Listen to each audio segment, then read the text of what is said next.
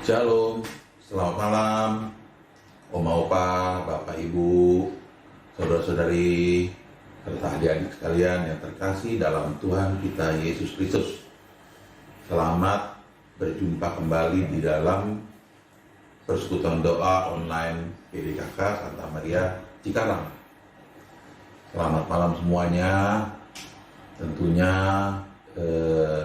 hari ini adalah hari yang sungguh membahagiakan karena kehadiran atau kepesertaan Bapak Ibu serta saudara-saudara semua di PD kita hari ini bertepatan dengan hari libur, long weekend, dan di masa pandemi. Ternyata Bapak Ibu masih dapat meluangkan waktu untuk bergabung bersama di dalam persekutuan doa kita malam hari ini. Terima kasih untuk kebersamaannya, dan untuk mengawali persekutuan doa kita, marilah kita awali dengan tanda kemenangan Kristus. Dalam nama Bapa, Putra, Roh Kudus. Amin. Allah Bapa, Allah Putra, Allah Roh Kudus, selamat malam. Sungguh kami berterima kasih sebab Engkau sungguh baik, sangat baik dan teramat baik bagi kami. Engkau yang telah memberi kami berkat yang melimpah berupa kesehatan dan napas kehidupan yang sampai dengan saat ini dapat kami rasakan di dalam hidup kami. Kami juga bersyukur Tuhan untuk PD malam hari ini yang dapat terselenggara. Semua ini berkat kemurahan-Mu dan berkat kuasa Roh Kudus yang senantiasa membakar hati kami untuk dapat selalu menyediakan waktu untuk dapat memuji memuliakan nama-Mu. Bapa di dalam surga, kami anak-anak-Mu saat ini sangat rindu untuk dapat memuji dan memuliakan nama-Mu. Pimpinlah kami ya Tuhan, agar di dalam PD kami kali ini, kami dapat merasakan berkat yang Kau berikan bagi kami. Urapilah kami ya Tuhan, penuhilah hati kami dengan Roh Kudus-Mu. Juga di dalam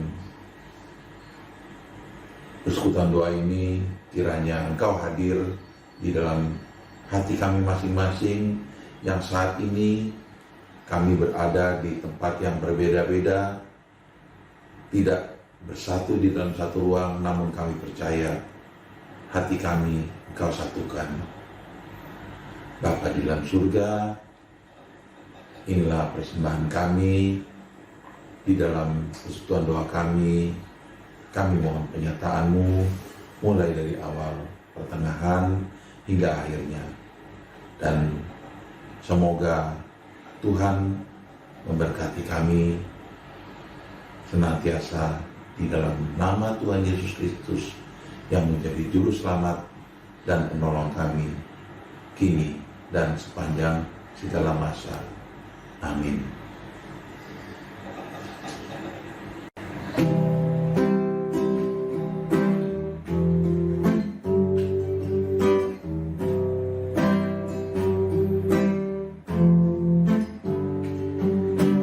Kasih yang sempurna telah ku terima dari-Mu, bukan karena kebaikanku, hanya oleh kasih karunia-Mu Kau pulihkan aku, layakkanku untuk dapat memanggil-Mu Bapa.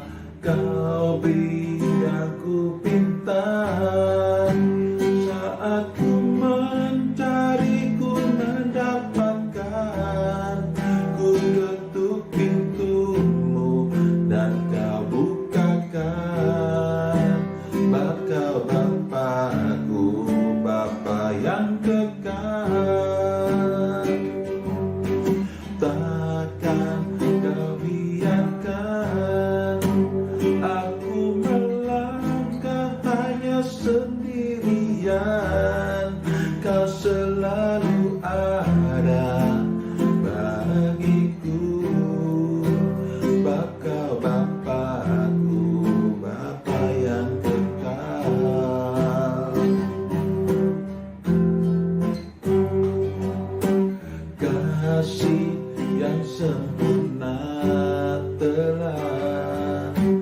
ku terima darimu, bukan karena kebaikanku, hanya oleh kasih karuniamu kau pulihkan aku, layakkan ku untuk dapat memanggilmu Bapa. Kau beri aku cinta saat ku mencari, ku mendapatkan, ku ketuk pintumu dan kau bukakan. Kau Bapakku, Bapa yang kekal. Oh, takkan kau biarkan aku melangkah hanya sendirian. Kau selalu ada bagiku, Kau Bapakku, Bapa yang kekal. Kau beri aku bintang saat ku mencari, ku mendapatkan, ku ketuk pintumu dan kau bukakan. Kau Bapakku, Bapa yang kekal. Oh, takkan kau biarkan aku melangkah hanya sendirian. Kau selalu ada bagiku, Kau Bapakku, Bapa yang kekal. Kau selalu ada bagiku, Kau Bapakku, Bapa yang kekal. Kau selalu ada bagiku, Kau Bapakku, Bapa yang kekal.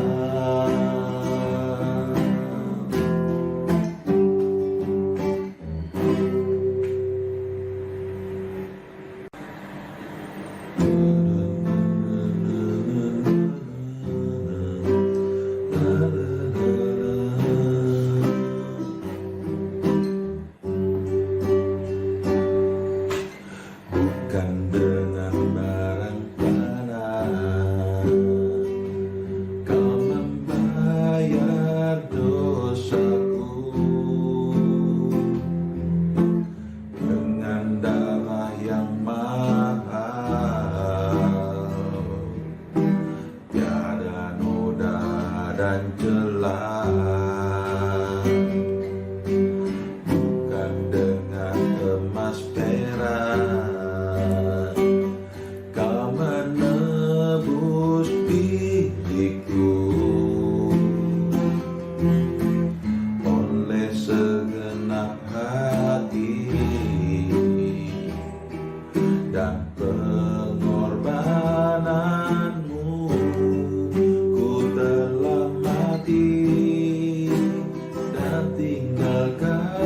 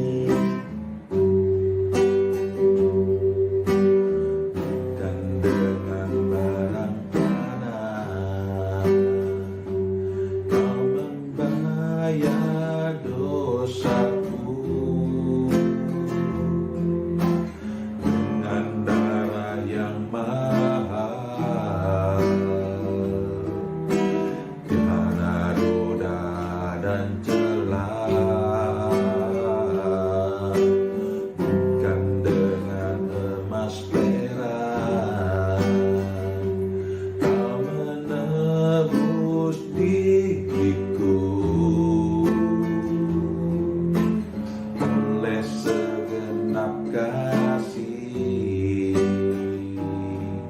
dan pengorbananmu, ku telah mati dan tinggalkan cara hidupku yang lama. Semuanya sia-sia dan tak berarti lagi. Hidup ini ku letakkan pada mezbah-Mu ya Tuhan.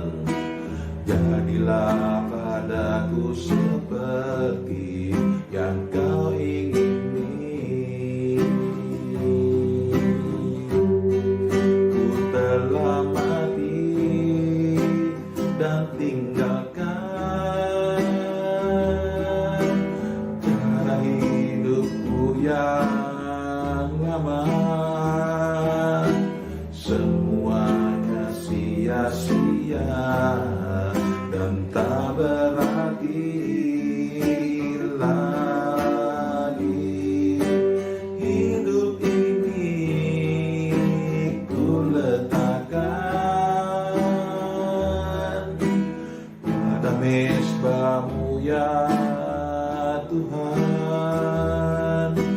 Jadilah padaku seperti yang Kau ingini. Jadilah padaku seperti yang Kau ingini. Jadilah padaku seperti yang Kau ingini.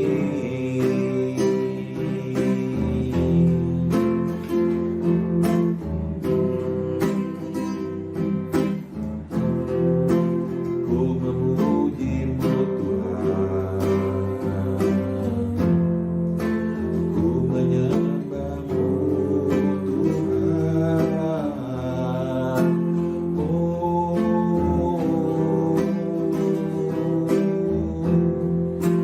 Ku sembah dan ku puji Kau Tuhan,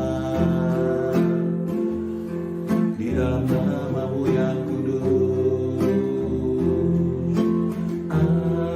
Haleluya. Ku puji Kau, ku sembah Kau, ku puji Kau. Haleluya.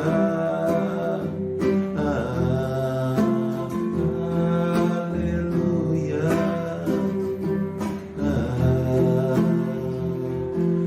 Haleluya. Haleluya.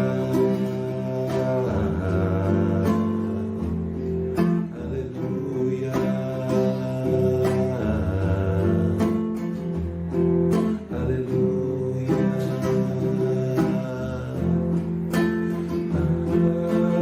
Haleluya.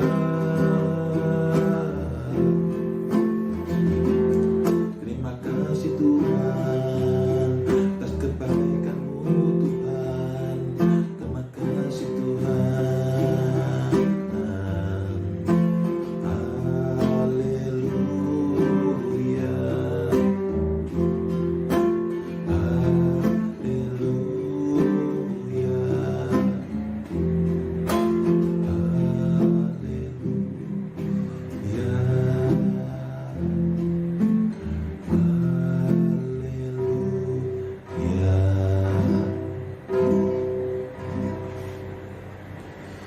Terima kasih Tuhan, sungguh besar kasih setia-Mu kepada kami semua umat-Mu, anak-anak-Mu yang terkasih, yang selalu rindu akan puji-pujian, penyembahan, dan juga ingin mendengar semua yang Engkau sampaikan kepada kami di dalam firman-Mu, sabda-Mu yang selalu menyegarkan, yang selalu baru, yang selalu menjadi rema di dalam hidup kami.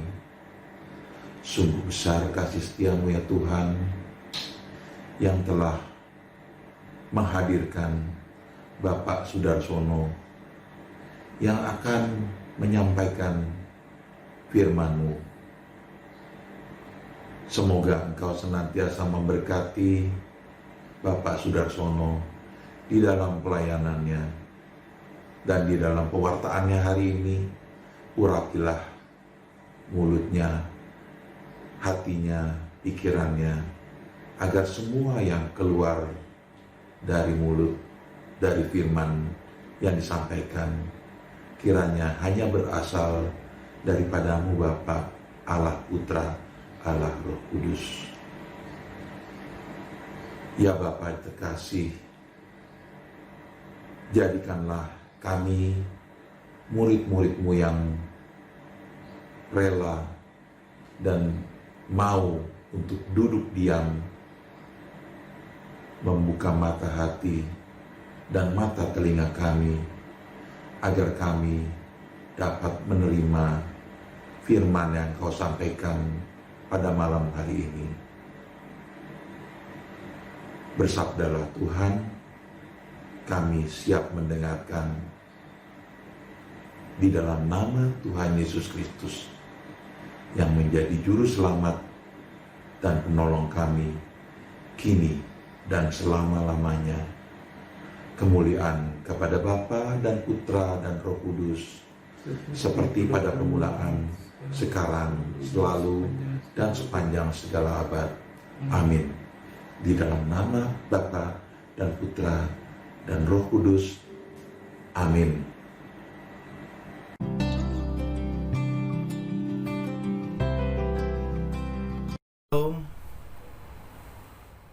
Masih ingat saya? Saya perkenalkan dulu sebelumnya.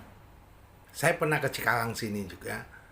Nama saya adalah FX Sudartono Sarono. Saya diutus dari PDKK Leo Agung, Santa Leo Agung di Jatiwaringin. Jadi saya pernah sekali ke sini. Ya sekarang ini diundang oleh Bu Jessi untuk ini. Tema kita malam ini sederhana. Jadi temanya, sungguhkah kita mau ikut Yesus? Sederhana. Kalau pertanyaan ini ditanyakan kepada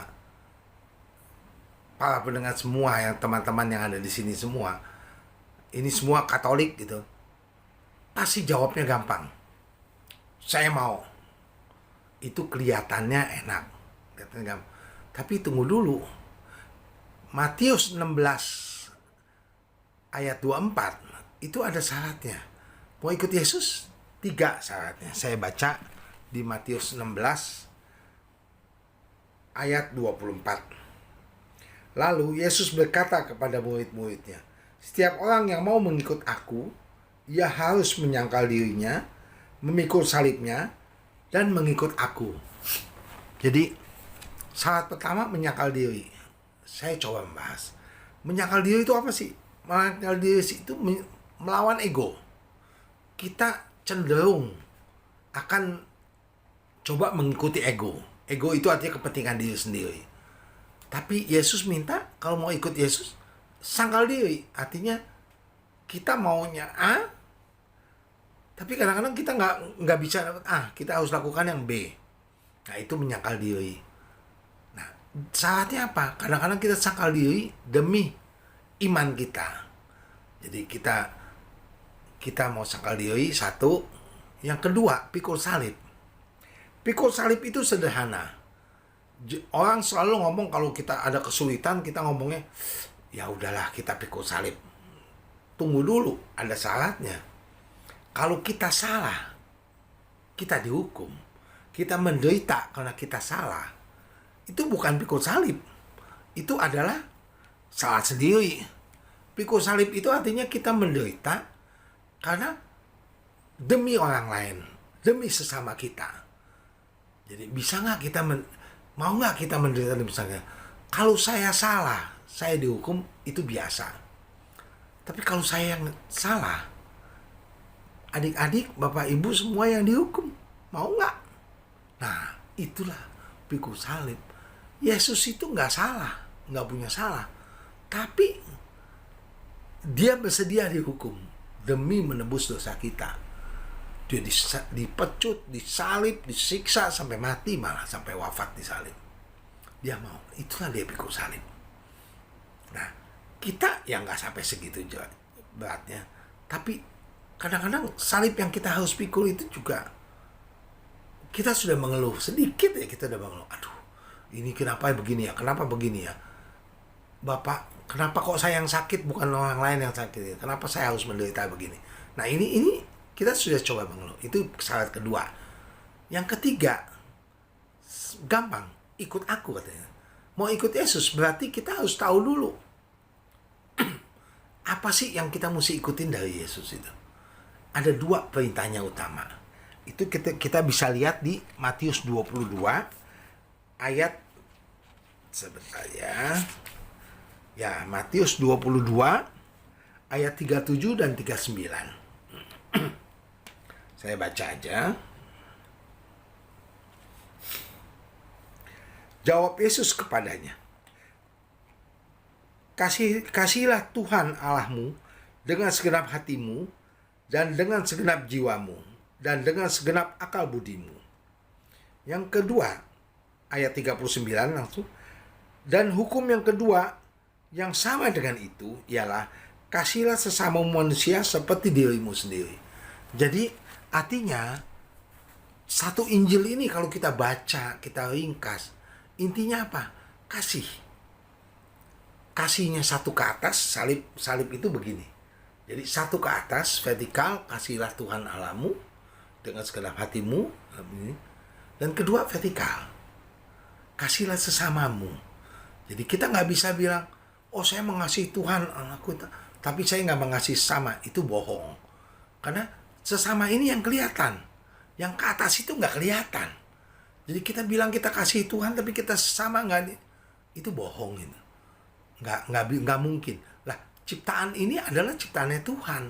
Sesama itu. Dan kalau kita baca dari Matius 25 ayat 35 dan 45, itu jelas bahwa Tuhan itu ada di orang yang paling hina sekalipun. Di situ aku hadir. Jadi waktu kambing domba dipisah itu, bahwa oke, yang kamu masuk sana, yang kambing domba masuk sini. Nah, kenapa? Karena waktu aku telanjang, engkau tidak memberi aku baju.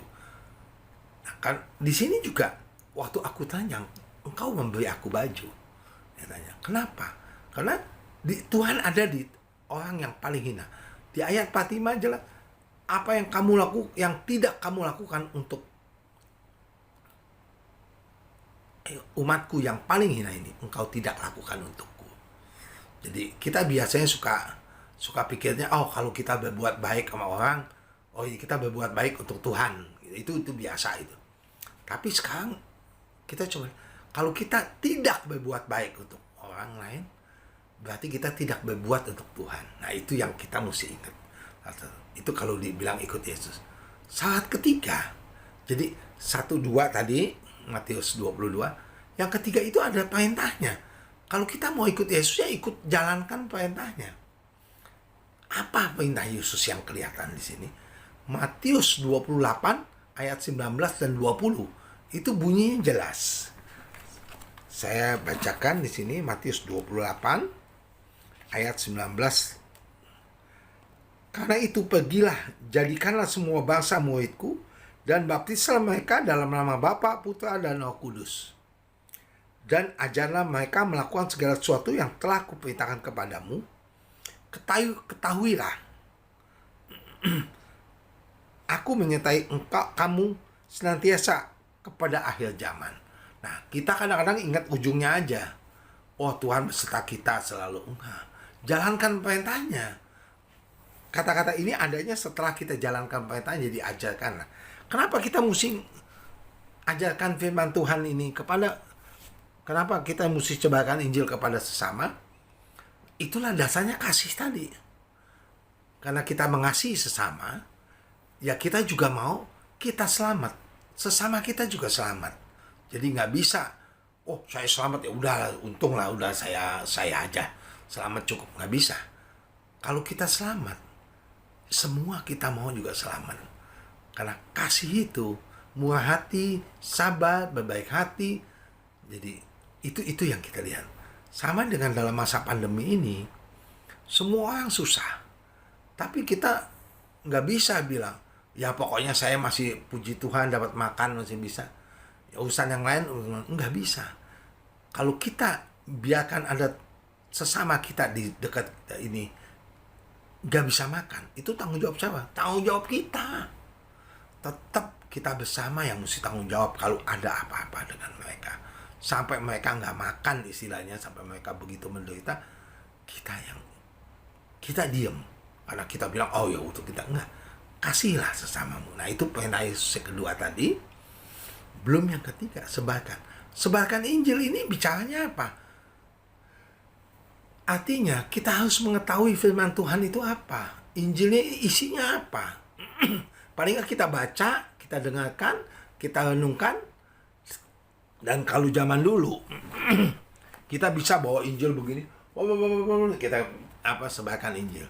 Sekarang kalau kita begini, dikamplong kita. Nggak bisa. Ya mau nggak mau Injil itu ada dalam hati kita. Artinya lakukannya sesuai dengan apa yang tertulis di situ. Jadi kita tahu, renungkan, lakukan. Lakukannya apa yang mesti dilakukan? Dilakukan sesuai Injil itu. Apa perintahnya di situ, apa yang katakan itu? Ya harus baik hati, kasih sama, ya ikut. Itu ada dalam hati kita. Nah, jadi untuk bisa kita melakukan itu, kita harus baca Injil, harus tahu Injil. Jadi berarti konsekuensinya kita harus belajar Injil itu ya dengan cara apapun juga. Baca, dengar, dan tahu arti maksudnya. Laksanakan.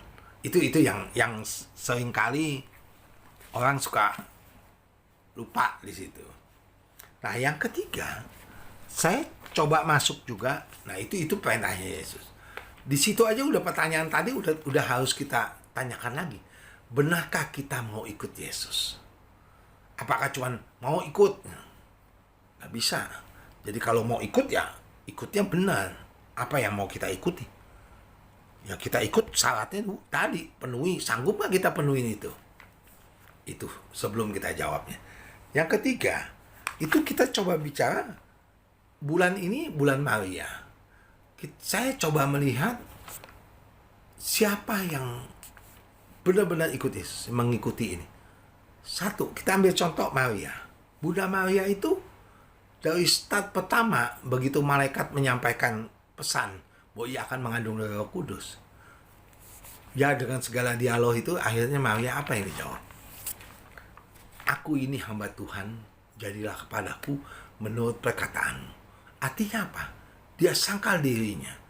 Karena kalau ikut maunya, itu resikonya luar biasa sebenarnya. Dengan dia berani bilang aku ini hamba Tuhan.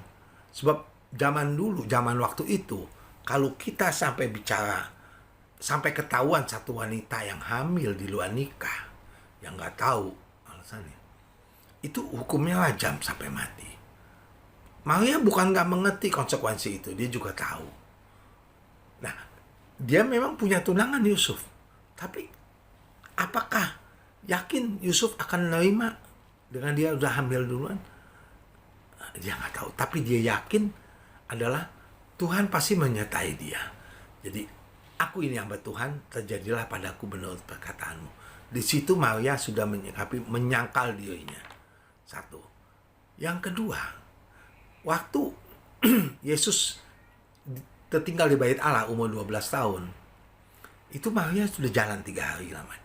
Dia pulang 3 hari cari Yesus karena nggak ketemu. Sampai di bait Allah, mau apa engkau ibu padaku? Bukankah aku harus selalu berada di rumah Bapakku? Kalau kita jadi ibu, kita juga mikir, aduh, kalau diomong begitu, gimana ya ini anak? Saya nyari udah 3 hari, setengah mati. Kok dibilangnya mau cari, ngapain cari? Itu kan satu hal yang kelihatannya sepele. Tapi sakit hati loh itu kalau kita. Tapi Maria simpan di hatinya. Dia tahu inilah yang dia harus terima. Jadi sangkal diri dan dia coba pikul salib dari situ. Apapun penderitaan dia coba terima. Maria coba pikul salib dan sangkal diri sampai akhir. Kalau kita baca di Injil itu sampai Maria di bawah kaki salib, dia juga dapat pesan, ibu inilah anakmu, inilah ibumu. Itu tugas. Dan terakhir sampai wafat di salib, seorang ibu mana yang sanggup melihat anaknya diseksa seperti itu?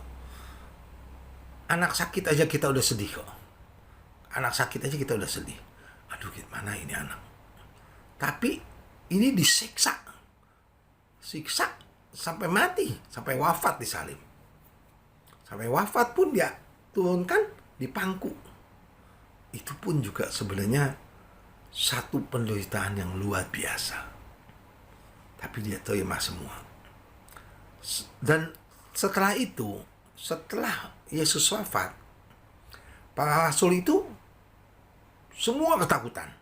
Kalau kita baca dari kisah para rasul, itu jelas bahwa mereka berkumpul di satu tempat didampingi oleh Maria. Dia terus mendampingi tapi semua pintu dikunci karena dia juga takut.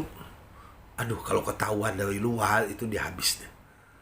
Sampai Petrus menyangkal 3 kali itu juga karena mereka juga takut. Sampai hari Pentakosta di mana Roh Kudus turun bagian lidah api, di situ mulai mereka terucap berani. Nah, setelah itu mereka berani mewatakan keluar kemana itu setelah ada bekal Roh Kudus. Jadi Pentakosta itu turun pada waktu Pentakosta itu Roh Kudus turun pada para rasul, dan dengan dibekali oleh Roh Kudus inilah para rasul berani keluar. Sebelumnya mereka kunci semua. Waktu Yesus datang ketemu, itu pintu semua dikunci dan Yesus hadir di situ. Jadi semua takut. Di situ Maria ikut terus, dia ikutin. Jadi di situ dia konsekuen bahwa dia akan mendampingi juga anak-anaknya. Karena dia udah dapat pesan dari Yesus, inilah anakmu. Artinya dia juga ikut menjaga anak-anaknya supaya juga anaknya bisa menjalankan perintah Yesus. Nah, di situ yang saya sebut memang kalau kita melihat contoh dari Ibunda Maria itu bisa kita ambil contoh. Tentunya kita nggak seberat itu. Apa yang diberikan pada kita selama ini rasanya belum ada apa-apa, belum seujung kuku dari yang diderita oleh Maria. Tapi apakah dengan kecil itu kita sudah merasakan, sudah mau ikut Yesus dan sudah siap ikut Yesus? Pertanyaan yang kita mesti jawab, satu, apakah kita sudah menyangkal diri kita? Kedua, apakah kita sanggup memikul salib kita? Bersedia, bukan sanggup, bersedia, karena Tuhan yang menyanggupkan kita, tapi kadang-kadang kita mengeluh di situ. Yang ketiga, apakah kita sudah mengasihi? Kasih Tuhan itu mungkin lebih mudah kelihatannya. Tapi apakah kita sudah mengasihi sesama kita?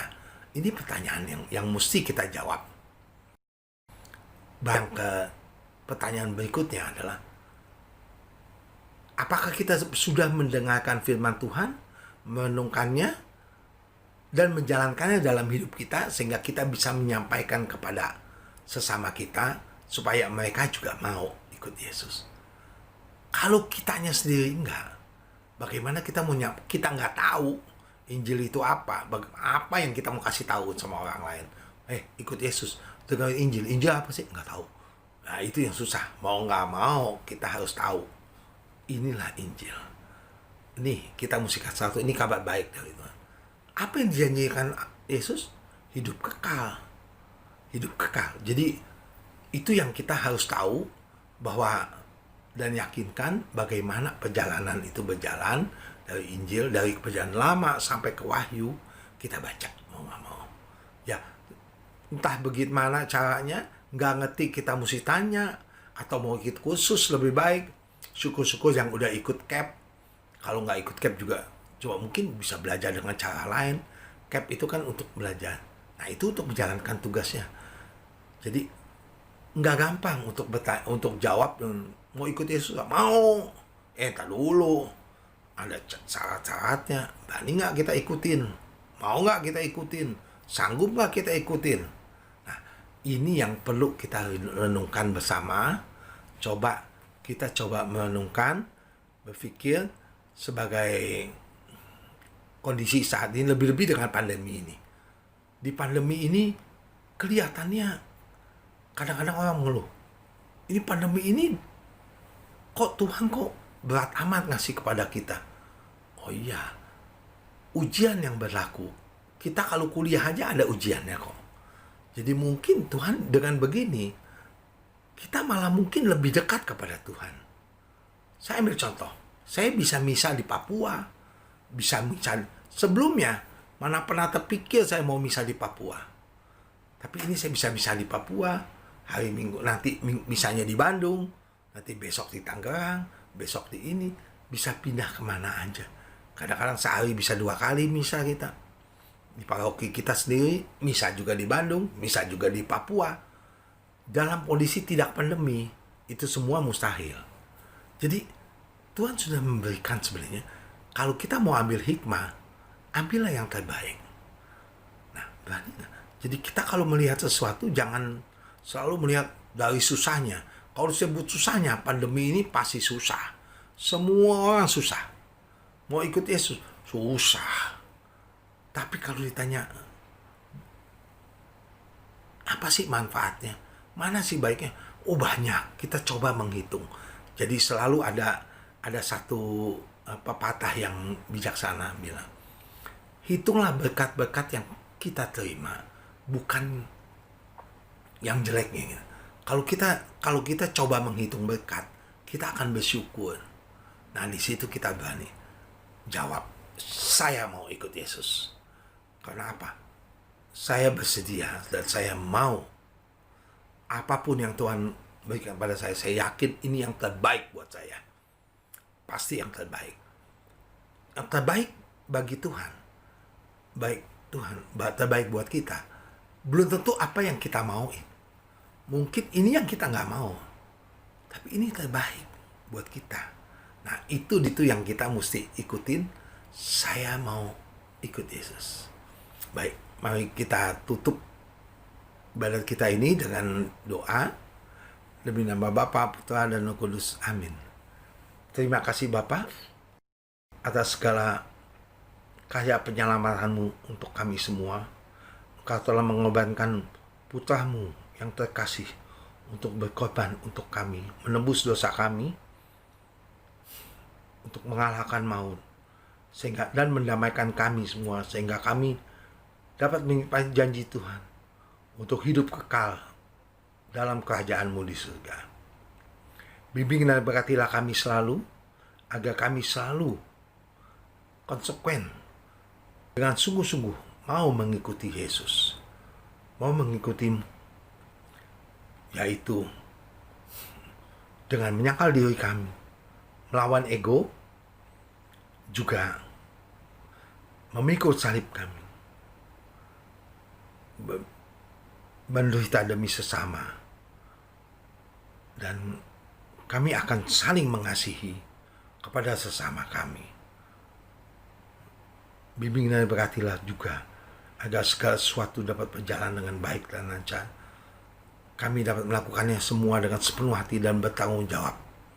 Terima kasih Tuhan, segalanya kami mohonkan dengan perantaraan Yesus Kristus, Putra-Mu yang hidup dan bertata bersama dengan Dikau dan Roh Kudus sepanjang segala masa. Amin. Atas nama Bapa, Putra, dan Roh Kudus. Amin.